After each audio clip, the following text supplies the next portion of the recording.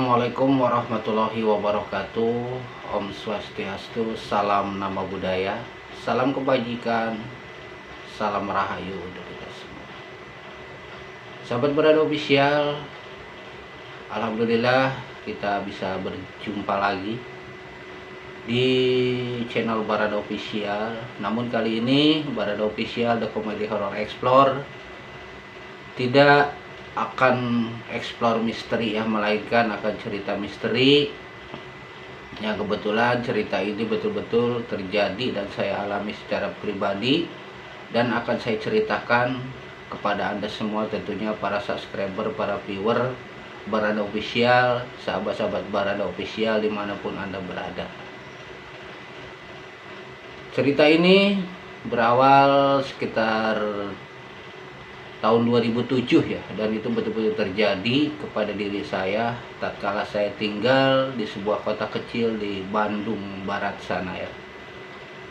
Namun sebelum berlanjut, alangkah baiknya Anda subscribe dulu, like, dan bunyikan lonceng notifikasinya agar Anda tidak ketinggalan video-video terbaru dari Barada Official, juga explore misteri dari Barada Official The Comedy Horror Explore tentunya.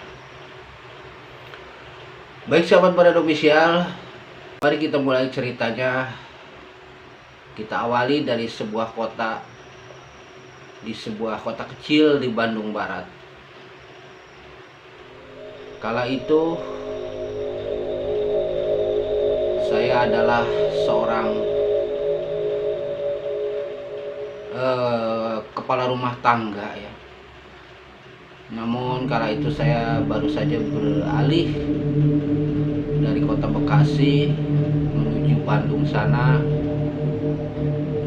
untuk ikut dengan istri tentunya ya. Dan keseharian saja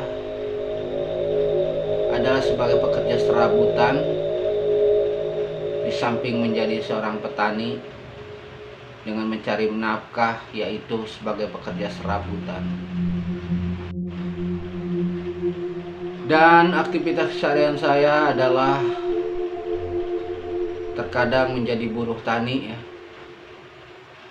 Dan sebagai sampingan saya juga sebagai pencari ikan dengan cara menjaring ikan menggunakan jala ya. Anda tentu paham dengan jala. Karena memang saya baru di sana dan boleh dibilang masih mencari nafkah dengan ketergantungan kebaikan orang-orang di sana, para juragan-juragan petani di sana yang memburuhkan atau memberi pekerjaan kepada saya. Dan saya kala itu tinggal di sebuah rumah yang kebetulan rumah ini pun sangat menyeramkan karena dikosongkan selama 12 tahun di sebuah boleh dibilang hutan ya, karena memang tadinya itu adalah sebuah pabrik dan saya tinggal di mesnya karena pabrik itu bangkrut, yang ditinggalkan hanya mesnya beserta sumur ya, beserta sumurnya. Dan rumah itu pun memang dianggap seram oleh penduduk sekitar. Tidak ada penduduk sana yang berani untuk tinggal di sana, dikarenakan keseramannya dan memang cerita dari mulut ke mulut, entah mitos entah nyata, di situ adalah pasar setan ya.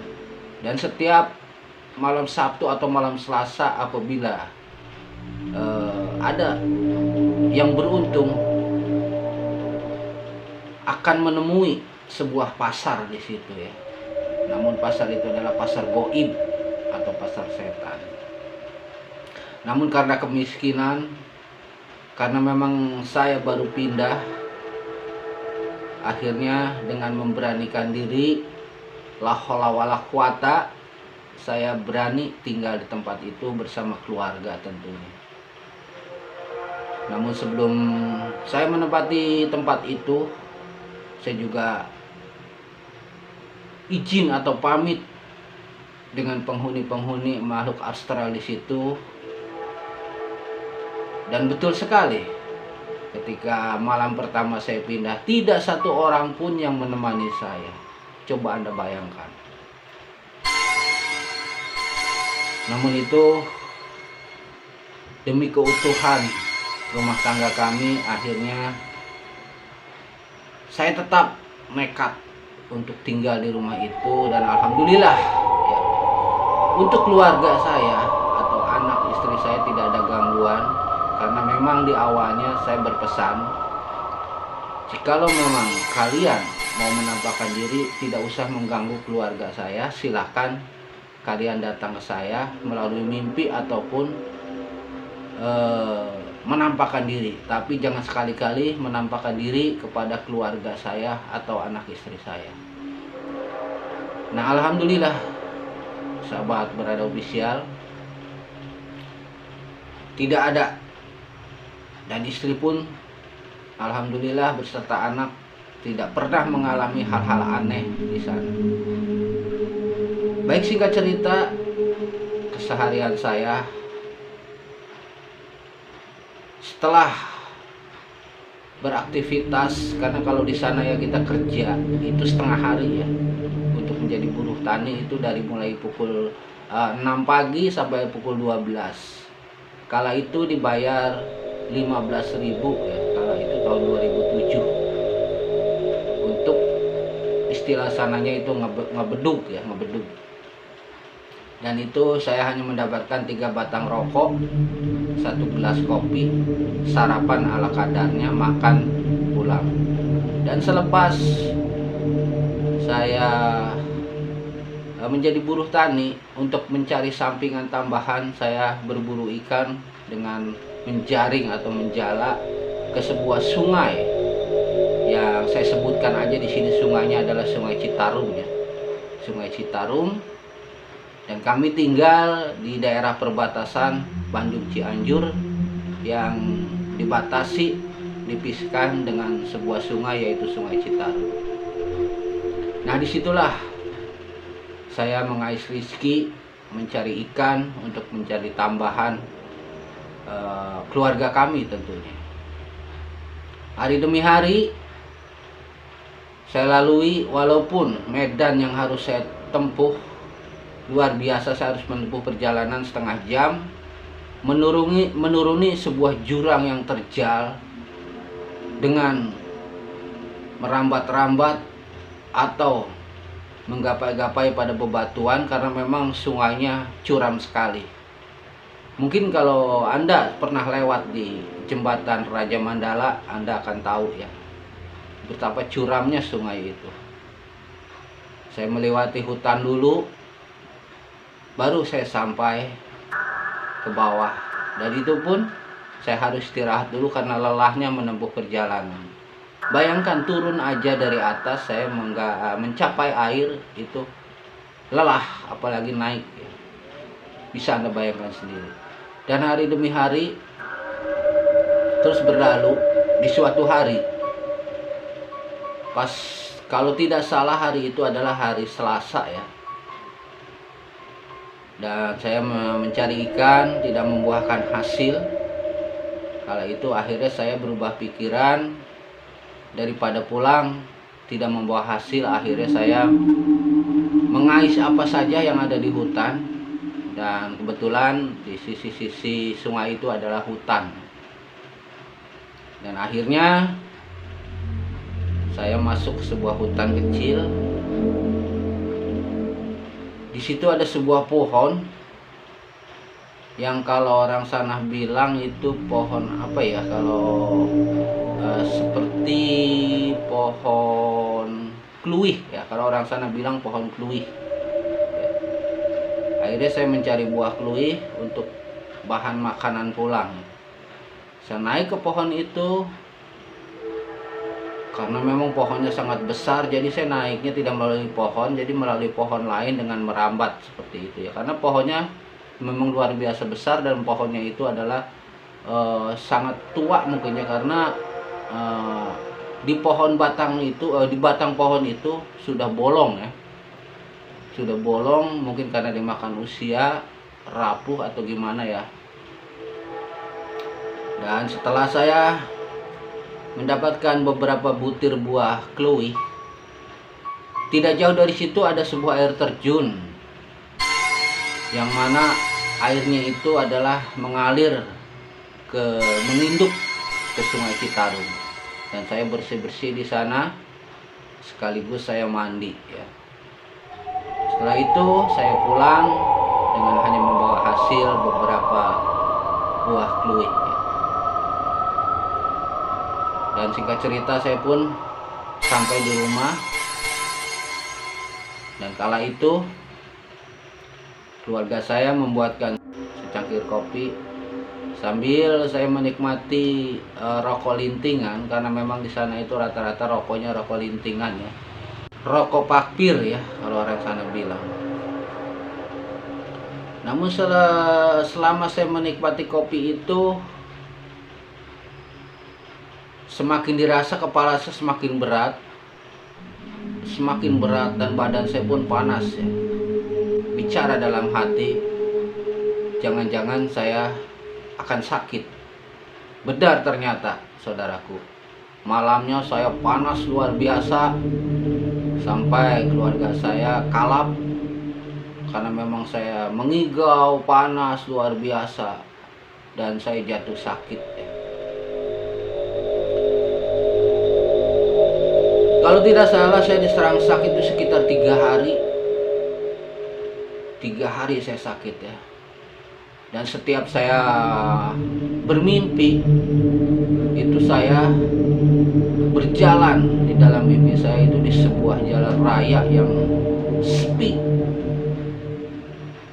Di jalan raya yang sepi, dan dari jauh saya melihat sebuah rumah, dan itu adalah rumah satu-satunya yang saya lihat di dalam mimpi saya. Lalu saya, karena memang jalan terlalu lama, akhirnya saya mampir di rumah itu. Maksud hanya ingin meminta segelas air untuk mengobati rasa haus saya. Lalu saya ketuk pintunya dengan mengucap salam tentunya, "Assalamualaikum." Namun tidak terdengar ada jawaban dari dalam. Tapi perlu diketahui, tiba-tiba pintu itu terbuka, saudaraku. Terbuka. Dan saya lihat seorang perempuan muda membuka dan keluar dari arah pintu itu dengan menggunakan kebaya dan kain setengah lutut ya. Sepertinya wanita ini betul-betul adalah penduduk asli, karena memang dari pakaiannya, ya boleh dibilang anak sekarang itu ngedesok ya, ngedesok sekali, atau masih pakaian kampung sekali ya. Lalu dia bertanya, "Ada apa, Kang?" Sambil memandang ke arah saya dan sambil senyum. Dan saya kaget, kok di tengah hutan, walaupun ini jalan raya, ada sebuah rumah dan dihuni oleh seorang perempuan yang luar biasa cantik. Kulitnya putih, rambutnya ikal, luar biasa. Lalu dia bertanya lagi karena saya bengong ya, "Ada apa, Kang?" "Oh, enggak apa-apa. Saya hanya kebetulan mau pulang, tapi saya tersesat. Dan saya muter-muter, akhirnya ketemu dengan rumah Teteh. Maksud saya kesini hanya untuk meminta segelas air karena saya haus. Sudikah kiranya Teh memberikan saya segelas air untuk menghilangkan rasa dahaga saya?" Lalu perempuan itu pun menjawab, "Oh, silakan Kang, silakan duduk dulu ya." Jawab si perempuan itu. Dan tak lama kemudian perempuan itu pun keluar membawa tempat air dan satu buah gelas. Diberikannya kepada saya di atas meja. Sambil bengong-bengong saya sambil minum, sambil terheran-heran karena di tengah hutan walaupun di sisi jalan raya ada sebuah rumah yang begitu mewah ya, dengan lantai keramik, temboknya licin, luar biasa. Lalu dengan basa-basi saya bertanya, "Teh, mohon maaf, jangan tersinggung ya." "Wah, ada apa kan?" Jawab si Teteh. "Enggak, begini Teh. Kok Teteh tinggal di sini sendiri atau dengan orang tua atau dengan saudara? Dan kenapa Teteh berani tinggal di tempat yang sesepi ini, tidak ada tetangga dan jauh dari keramaian?" Lalu perempuan itu tersenyum sambil berkata, "Kang, kalau saya memang senang di tempat yang sunyi, jauh dari keramaian, hidup damai. Intinya saya senang dengan kesunyian." "Oh, begitu Teh." "Iya Kang," jawab si Teteh. "Oh iya, boleh saya tahu namanya Teh?" Sambil tersipu perempuan itu menjawab, "Nama saya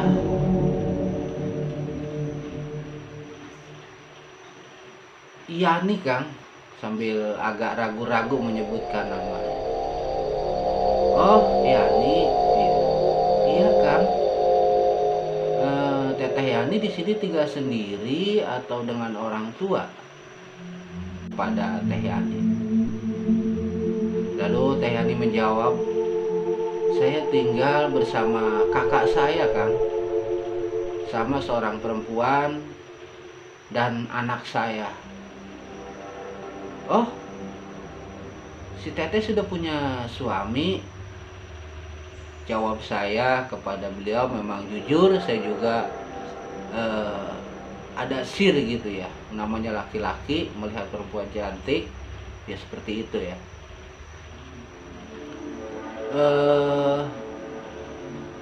"Suaminya orang mana?" tanya saya kepada Teh Yani. "Oh, maaf Kang, saya pernah bersuami ya, namun sekarang saya seorang diri, hanya tinggal dengan anak saya. Dan kebetulan anak saya sedang main di luar. Dan anehnya, saya tidak terpikir anaknya itu dan tidak menanyakan lagi anaknya main dengan siapa dan di mana. Tidak terpikir itu di tengah hutan. Karena saya asik ngobrol, lalu si perempuan itu memanggil seseorang. "Teh, Teh, coba kesini. Ini ada tamu." Lalu saya bertanya, "Teh, manggil siapa?" Lalu si perempuan itu menjawab, "Oh, kakak saya Kang." Dan tak lama kemudian, selesai si perempuan itu menjawab, keluarlah seorang wanita yang cantik pula dan luar biasa, sambil tersenyum ke saya, lalu duduk di samping Teh Yani ini. "Ini kakak saya, namanya Teh Yana. Dan dia juga tinggal sendiri Kang. Suaminya entah kemana, tidak ada kabar berita." Dalam hati saya heran. kok ada dua wanita yang cantik-cantik di tengah hutan tanpa suami, sedangkan yang mencari nafkah siapa? Lalu saya bertanya, oh, si Teteh sudah bersuami, cuma udah cerai. Iya Kang. Teteh tinggal di sini juga, tanya saya. Lalu si Teteh itu menjawab, oh enggak, saya tinggal di belakang tuh, sambil menunjuk ke arah sebuah rumah. Dan saya baru tahu tadi sepertinya tidak terlihat rumah di sana. Namun setelah ditunjuk sama perempuan itu, ada sebuah rumah yang luar biasa mewah seperti istana.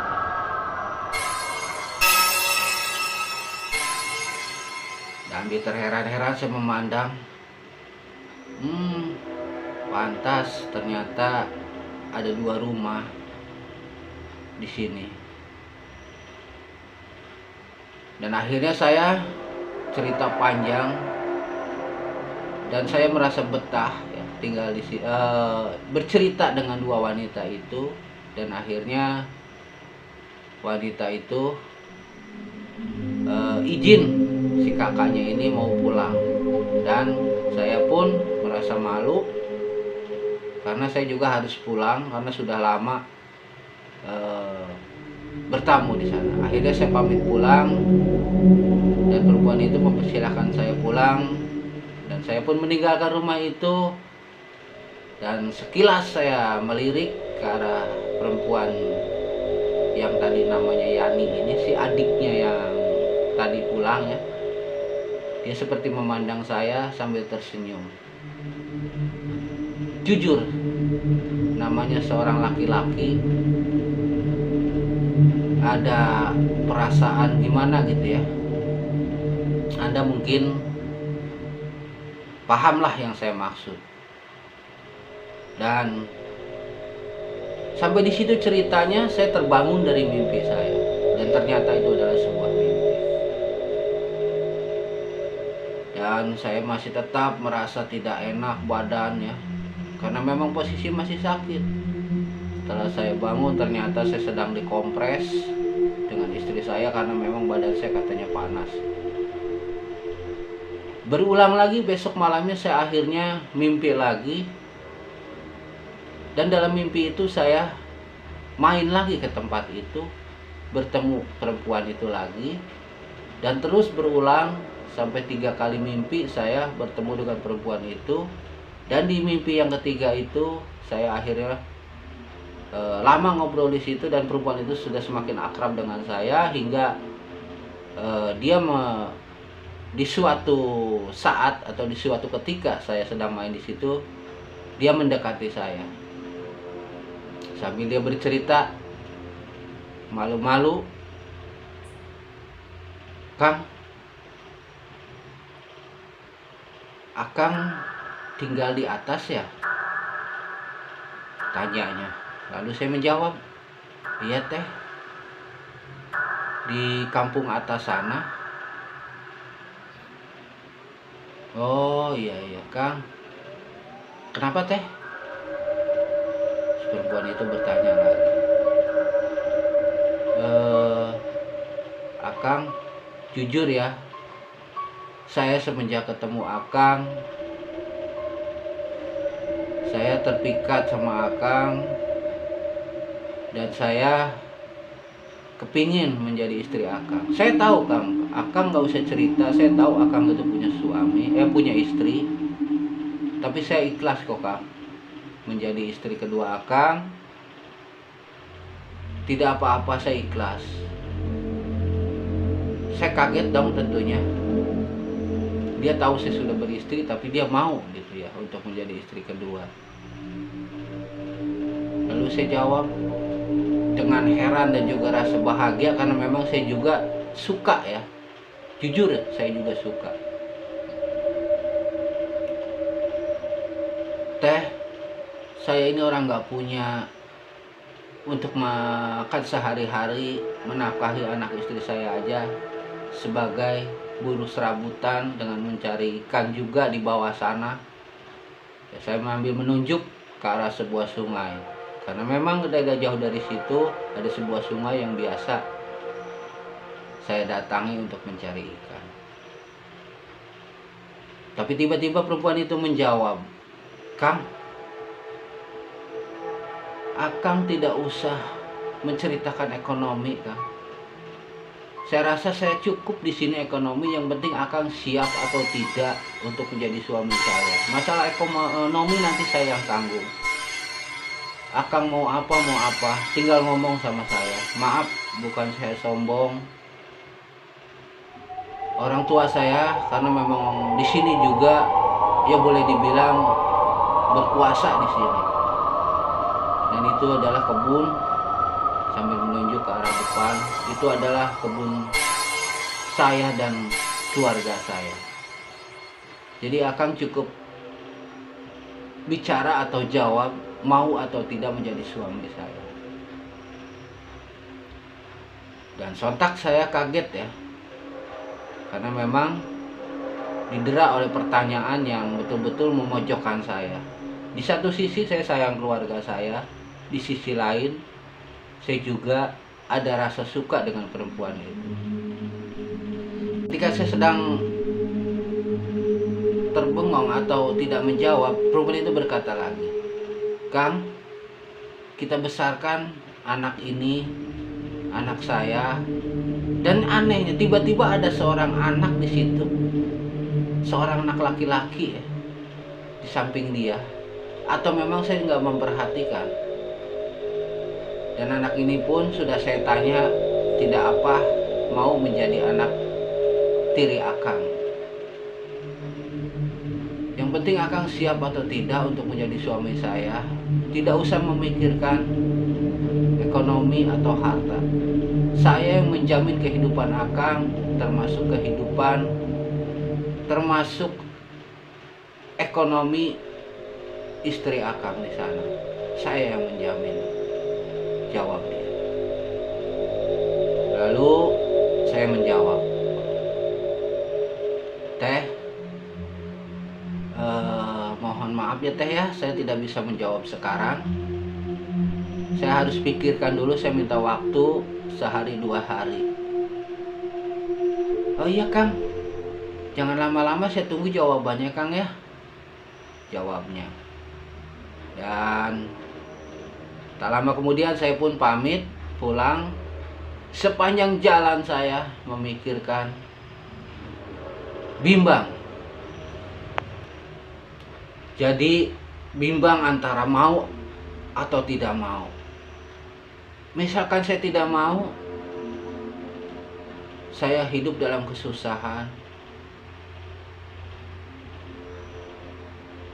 Tapi saya sayang dengan istri saya, tidak mau mendua dengan istri saya. Tapi di sisi lain, saya juga tidak tega melihat istri saya hidup dalam kesusahan, keluarga saya hidup dalam kesusahan. Akhirnya dalam hati yang niatnya hanya ingin membahagiakan istri, yang sekarang saya berbicara dalam hati, ya lebih baik mau aja lah. Apalagi dia sudah berjanji akan menjamin ekonomi keluarga saya. Selepas itu saya terbangun, dan itu hanya sebuah mimpi ya, sebuah mimpi. Dan saya terbangun, kata istri saya mengigau yang luar biasa, mengigau, dan udah tidak jelas apa yang diigaukan atau yang dibicarakan dalam mengigau itu. Dan tentunya malam pun berlalu sampai bertemu pagi. Dan paginya istri saya pergi untuk mengobati saya dengan minta tolong kepada seorang sesepuh kampung, karena memang istri saya curiga bahwa saya ini istilahnya kena serang makhluk gaib, atau istilahnya ketempelan ya. Tak lama kemudian seorang setengah baya datang, yang orang itu sudah saya kenal, sebut aja Mang Oyong ya. Tak lama kemudian dia datang ke arah saya. "Kenapa kamu?" "Sakit." Memegang bagian tangan saya. "Iya mah, saya sakit sudah hampir 4 hari. Astagfirullahaladzim, kenapa nggak ngomong-ngomong dari kemarin?" Jawabnya. "Sebentar, memang seperti melihat ada yang aneh," dia bilang seperti itu. Lalu dia memanggil istri saya, "Nyi," memanggilnya Nyi kepada istri saya, Nyai ya. "Tolong ambilkan di rumah Mamang rokok lisong, kemenyan, nanti minta aja sama bibi ya, suruh Mamang," gitu. Akhirnya istri saya pergi mengambil sesuatu yang dipesan, dan tak lama kemudian dia datang lagi dan memberikan kepada sesepuh kampung itu. Lalu sesepuh kampung itu membakar kemenyan yang diarahkan ke saya. Tak lama kemudian dia cerita sama saya, "Kamu ini kesambat, atau kamu ini mau diambil sama sosok perempuan siluman ular yang ada di air terjun di bawah sana." Kaget dong saya. Terus harus gimana saya mah? "Ya udah, sekarang inget nggak baju terakhir yang kamu pakai ketika terakhir kamu mencari ikan?" Dan kebetulan saya ingat dengan baju itu. Lalu saya memerintahkan kepada istri saya untuk mengambil baju itu dan memberikannya kepada sesepuh kampung itu. Dan setelah menerima baju saya, sesepuh kampung itu bicara, "Kamu ini mau diambil sama sosok siluman ular, atau kamu ini mau dijadikan suami sama sosok siluman ular yang ada di air terjun sana?" Saya kaget dong.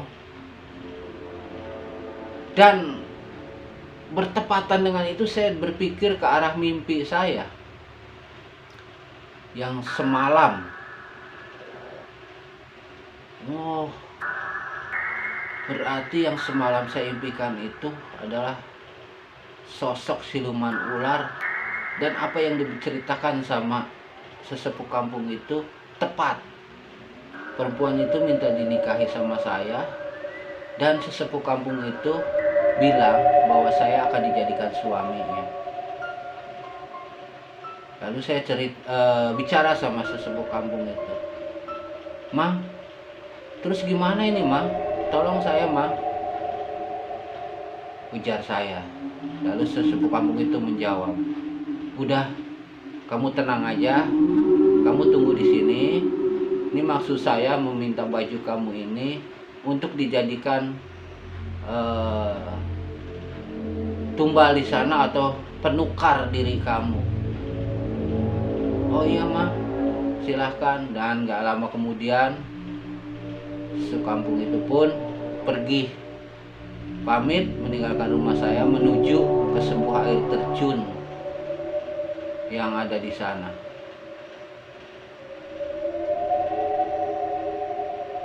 Selang beberapa waktu kemudian, ada sekitar 1 jam ya, memang jaraknya agak lumayan jauh ya, sepuh kampung itu datang lagi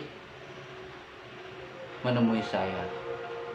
"Udah, sekarang di sana udah saya tukar dengan baju kamu, insya Allah kamu sembuh. Dan hati-hati kalau main ke tempat itu, pamit, izin, dan jangan sembrono, karena di air terjun itu memang ada sosok siluman ularnya, ada 2 orang. Dan saya kaget lagi, ternyata sesepuh kampung ini tahu bahwa siluman ular itu ada 2 orang. Lalu air 1 gelas setelah dijampi-jampi sama beliau. Lalu saya minum air itu dan saya akhirnya tertidur. Dan alhamdulillah setelah minum air itu akhirnya saya sembuh seperti sedia kala. Sehat lagi, dan singkatnya saya sudah segar kembali. Dan untuk mengobati rasa penasaran saya, akhirnya saya penasaran dengan mimpi saya, penasaran dengan yang dibilang sama sesepuh kampung itu. Akhirnya saya turun ke lokasi itu, menuju menyusuri jalan setapak, turun ke jurang, dan di jurang itu ada jalan setapak, dan di ujung jalan setapak itu ada pohon kluwih yang besar. Dan diingat-ingat dalam mimpi saya, ternyata yang di dalam mimpi saya itu sebuah rumah yang besar itu adalah pohon kluwih yang bolong ya. Yang bolong tengahnya, kalau orang Sunda bilang gorowong ya, bolong tengahnya. Dan ternyata itu adalah dalam mimpi saya sebuah rumah yang luar biasa. Dan di dalam mimpi saya kakaknya itu menunjuk tinggal di sebuah rumah. Rumah itu adalah air terjun ternyata. Itulah sahabat Barado Official, cerita misteri yang saya alami, dan ini betul-betul terjadi di tahun 2007. Kala itu di sebuah kota kecil di Bandung Barat. Terima kasih sahabat Barado Official telah menyaksikan atau mendengarkan cerita misteri dari Barado Official, The Comedy Horror Explore. Jangan lupa bantu subscribe, like, dan share. Terima kasih banyak. Barado Official adalah sebuah channel hiburan berbasis misteri yang menyajikan konten-konten misteri, cerita misteri yang diselingi dengan explore misteri, mencari penampakan, dan lain-lain.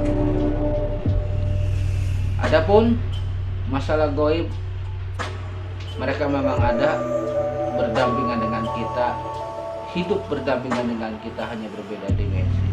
Namun percaya tidak percaya, semua saya kembalikan ke tangan Anda. Akhirnya saya tutup dengan billahi taufiq wal hidayah. Wassalamualaikum warahmatullahi wabarakatuh.